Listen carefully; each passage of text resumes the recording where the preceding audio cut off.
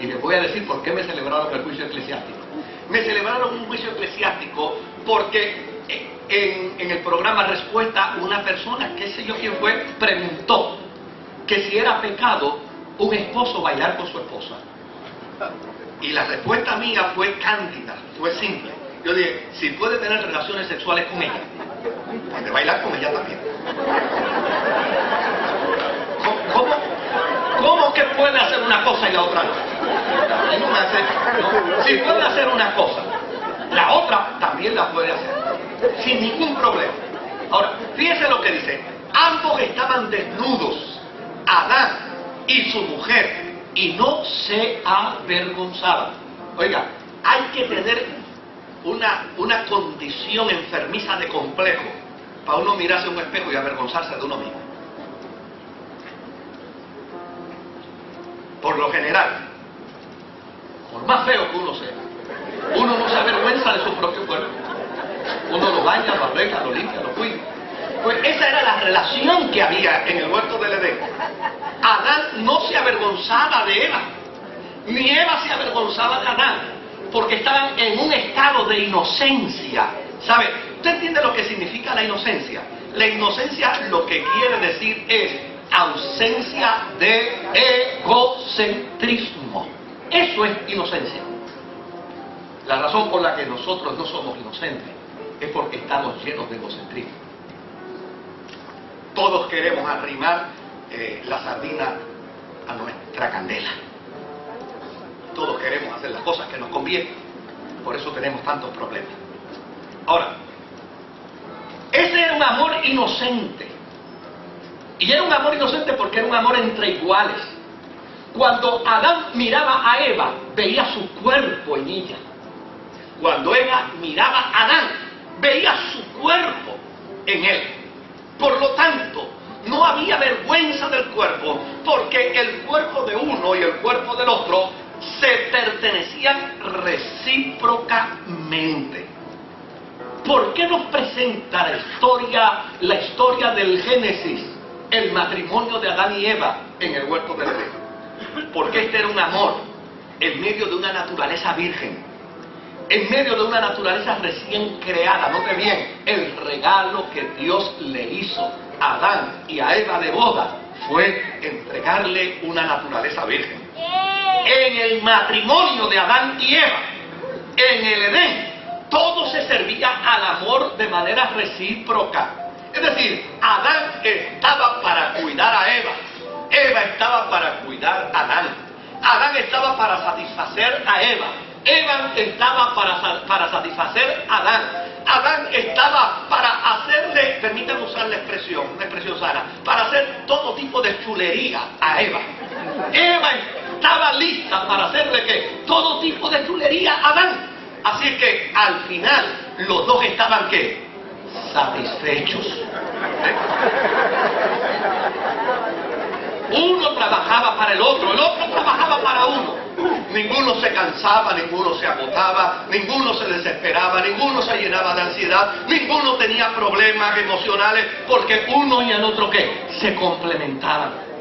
Ahora, el pecado lo dañó todo.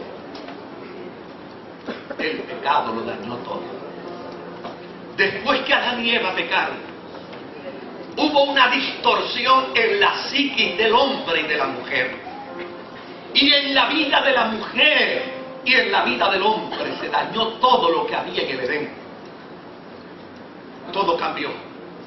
Si usted lee Génesis capítulo 3 y versículo 16, usted va a descubrir que ahí en Génesis 3, versículo 16, usted va a descubrir y va a notar un dato interesantísimo. Por primera vez Dios le advierte a Eva y le dice, y tu deseo será para tu marido, y él se enseñoreará ¿de quién? De ti. Por primera vez, cuando Adán pecó, dejó de ver a Eva como hueso de su hueso y como carne de su carne. A partir del pecado, Adán vio a Eva como un objeto. A partir de entonces, Adán vio a Eva como un elemento de utilidad particular. De ahí en adelante, Adán vio a Eva como alguien que podía contar con ella si le servía. Si no le servía, se acabó. Fue el pecado el que trajo el engaño, fue el pecado el que trajo la infidelidad, y fue el pecado el que trajo el problema de violencia doméstica que al día o hasta el día de hoy se tiene. De hecho, la relación concebida de los profetas como que Israel era la esposa de Yahvé provenía precisamente de esa imagen. Los profetas habían entendido que la mejor analogía que se podía utilizar para comparar la relación entre Dios y entre Yahvé e Israel era el matrimonio de Adán y Eva. Por eso Israel decía con plena satisfacción: nosotros somos la esposa de Yahvé, porque veían el matrimonio de Dios e Israel como lo había sido el matrimonio de Adán y Eva. Oseas, el profeta Oseas, que era un profeta bien agudo, bien sensible, dijo: sí, pero vuestra perversión ha dañado inclusive la concepción de ese matrimonio, a tal punto de que ustedes, la mujer, le han sido infiel a Dios. Afirmando con ello, ¿qué cosa? Ustedes podrán decir que la relación de Dios e Israel es como la relación de Adán y Eva en el huerto del Edén, pero la forma como se conducen ustedes, la forma como actúan ustedes, no es como Adán y Eva en el Edén, es como Adán y Eva fuera del Edén. Y desde luego, es precisamente dentro de una conciencia clara por parte de los religiosos judíos después del exilio babilónico donde apareció el cantar de los cantares. ¿Por qué aparece un libro erótico? ¿Por qué aparece un libro tan lleno de símiles y de metáforas implicando una relación erótica entre una pareja? ¿Por qué existe? Y no solamente porque existe, porque Israel le dio la bienvenida. ¿Y por qué la cristiandad le ha dado la bienvenida? Óigame, la cristiandad no le va a dar la bienvenida jamás a Corín y Tellado. La cristiandad nunca le dará la bienvenida jamás a ninguna de esas novelas enlatadas que están llegando a Puerto Rico. No, la cristiandad nunca va a avalar esa porquería. La cristiandad nunca va a avalar el estilo de relación matrimonial que nos vende Hollywood. Eso no sirve para nada. Pero sí avaló el cantar de los cantares con todo su erotismo. ¿Por qué lo avaló?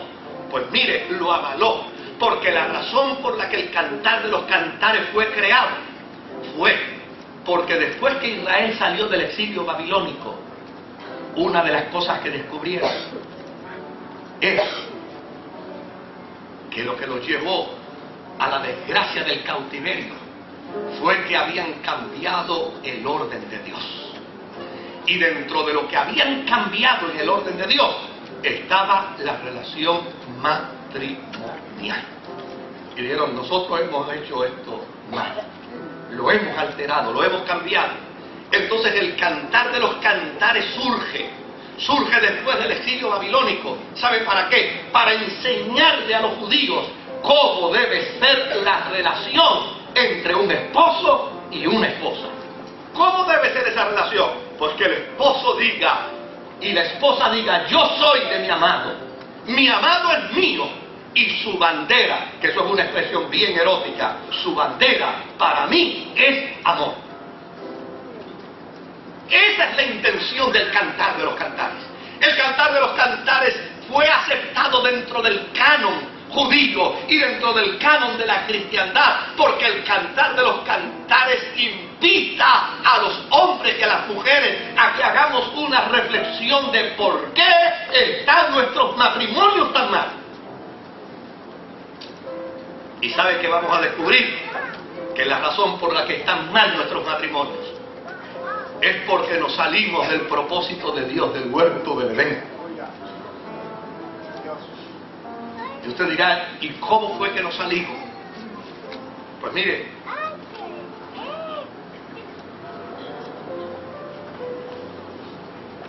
el peor problema que tiene una pareja matrimonial no es económico. no es económico.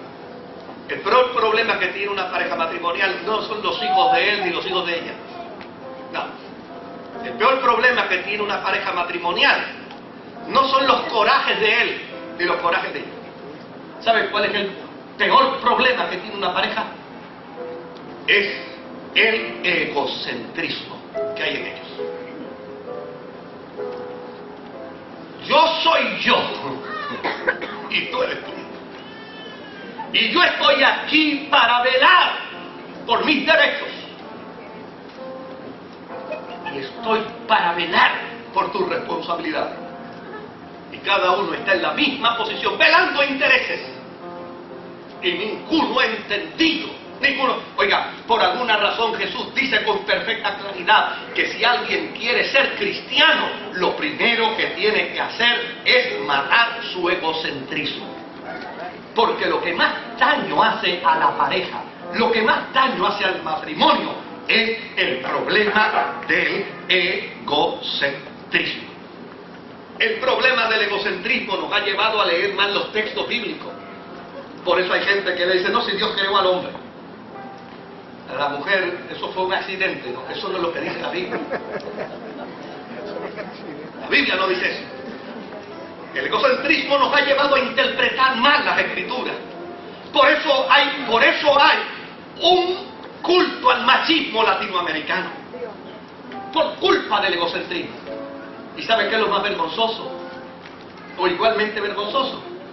Que ahora también la iglesia, tratando de acabar con el machismo latinoamericano, está avalando un feminismo egocéntrico.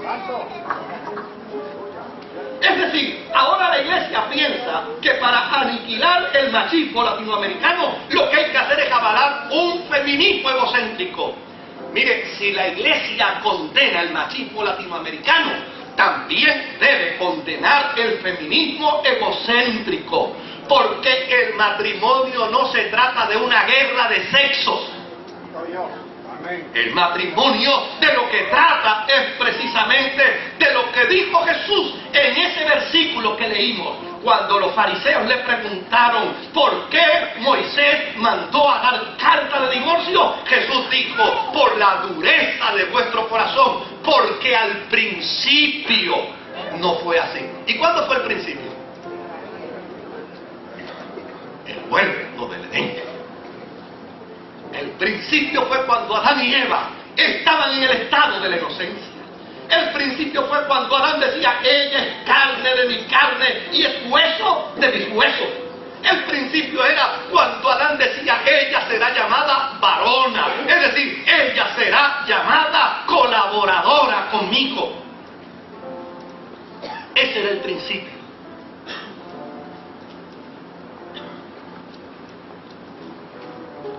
De hecho, es una pena que yo no pueda tocar hoy el cantar de los cantares en su máxima expresión.